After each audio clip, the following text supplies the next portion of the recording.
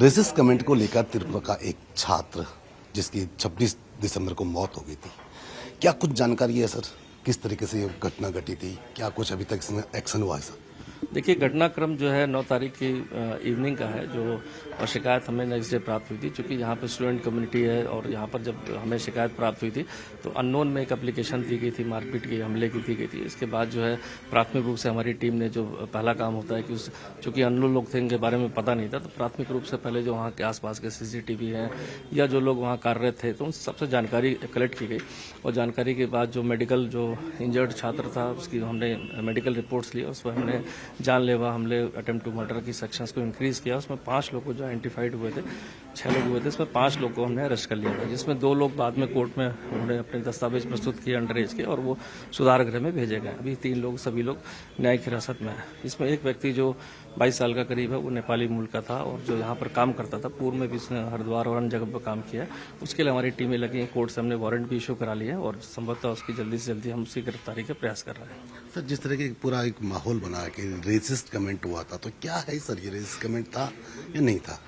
देखिए, जो अभी तक हमारी इन्वेस्टिगेशन में चीज़ें आई हैं, चूंकि जो अक्यूज थे 5, उनसे भी हमने थॉरोली इंट्रोगेशन किया था, सबसे अलग अलग जानकारी भी की गई थी। तो उसमें जो बात बताई कि इसमें जो एक अक्यूज है जो मणिपुर का रहने वाला है, उसके द्वारा भी बताया गया कि वो अपनी एक छोटी सी पार्टी अपने दोस्तों के साथ कर रहा था और वहाँ पर इनके द्वारा अपने आपस में मजाक में जो कुछ कमेंट्स किए जा रहे थे, जो कहीं ना कहीं ऐसा प्रतीत हुआ जो विक्टिम पक्ष है कि कहीं कमेंट्स उनके ऊपर नहीं किए गए, उनके द्वारा समझाने का प्रयास किया गया। But heat of the moments में वहाँ पर झगड़ा शुरू हो गया और उसमें ऐसी इंजरीज लगी जिसके कारण युवक की मौत हो गई। अभी तक की मेरी इन्वेस्टिगेशन जो पुलिस की है, उसमें कहीं भी ऐसी रेशियल टिप्पणी जानबूझ के करना नहीं है। एक ग्रुप द्वारा आपसी मजाक में या कहेंगे जोक्स को क्रैक किया जा रहा था, जो कहीं ना कहीं दूसरे विक्टिम पक्ष को अच्छा नहीं लगा और उनके द्वारा इंटरवेन किया गया था। सर, क्योंकि जो एक अभी फरार आरोपी है वो नेपाल का है सर, ये भी जानकारी मिल रही कि कहीं कहीं वो नेपाल ही भाग सकते हैं सर, तो हम वहाँ नेपाल से, अगर नेपाल में किस तरीके से उस पर कार्रवाई करेंगे, क्या कुछ रहेगा? देखिए, इसमें जो फरार है, वारंट ले लिया गया, चूंकि पहले हरिद्वार उसका एड्रेस था जहां पर रह रहा था वारंट पर, तो हरिद्वार या अन्य जगहों पर जहां उसने पहले काम किया है, जो उसके लोग टच में थे, उनसे हम सारी जानकारी कर रहे हैं कि कहाँ उसके वेयरअबाउट्स हो सकते हैं।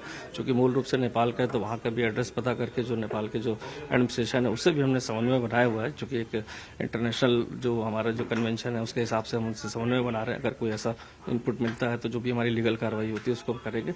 बट अभी तक जानकारी मिली कि वो अन्यत्र यहाँ पर भी कहीं बॉर्डरिंग जो नेपाल के वहाँ भी हो सकता है, तो उसके आधार पर हमारी टीमें काम कर रही है। सर, एक बार एक सवाल भी उठा कि FIR थोड़ा डिले हुई है, क्या रहा है सर? देखिए, कोई भी जब कंप्लेंट एक दिन बाद रेज हुई थी, घटना के 1 दिन बाद रेज हुई थी, और डेफिनेटली ये डिले कहीं ना कहीं जब कोई विक्टिम होता है, कोई इंजर्ड होता है, तो वो चीज़ों को जल्दी तत्काल समझ नहीं पाता। तो जैसे ही हमें कंप्लेंट प्राप्त होती तो प्राथमिक रूप से जो होता है कि 1 दिन बाद कंप्लेंट जांच हुई, तो उसके बाद हॉस्पिटल जाकर पूरी चीज़ों के मेडिकल्स लिए गए। साथ ही साथ जो अननोन बात बताई गई थी, घटनास्थल बताया गया, उस जगह जाकर हमने प्राथमिक रूप से जांच करी और फैक्ट्स को पूरा पाते हुए तत्काल उसमें संबंधित धाराओं में केस लिखा। उसको तत्काल मर्डर के, अटेम्प्ट टू मर्डर के उसमें कन्वर्ट किया गया और मर्डर होने के बाद जब ये चीज़ें आई, मृत्यु के बाद, तो धाराओं को चेंज करके मर्डर में कर दिया गया। साथ ही साथ SC/ST की जो धारा थी, जो उसमें प्रोविजंस लगने थे, जो उसमें 10 साल की सजा का अगर कोई क्राइम किसी के साथ हुआ है जो SC/ST से संबंधित है, तो उन धाराओं को भी हमने वृद्धि कर दी। तो ये कहना कि पुलिस जिन्हें जानबूझकर ऐसा किया, वो कहीं भी अभी तक ऐसी कोई बात प्रकाश में नहीं आई है। सर, इसमें एक ये भी, और क्योंकि नॉर्थ ईस्ट के काफ़ी छात्र यहाँ पे रहते हैं सर, हमने उससे बात की, कहीं ना कहीं उनके अंदर भय भी है, तो उस भय को किस तरीके से हम दूर करेंगे सर, क्या? देखिए, ये चूंकि एक एजुकेशनल हब है, यहाँ पर 70,000 to 80,000 स्टूडेंट्स प्रांतों के, विभिन्न प्रांतों के यहाँ अध्ययनरत हैं। देहरादून के भी लोकल, उत्तराखंड के भी बहुत सारे अध्ययनरत हैं। तो इस तरह की जब जहाँ एजुकेशनल हब होता है वहाँ कहीं छोटे मोटे क्लैश होते हैं, लेकिन ये एक ट्रैजिक इंसिडेंट था जो अभी हुआ है।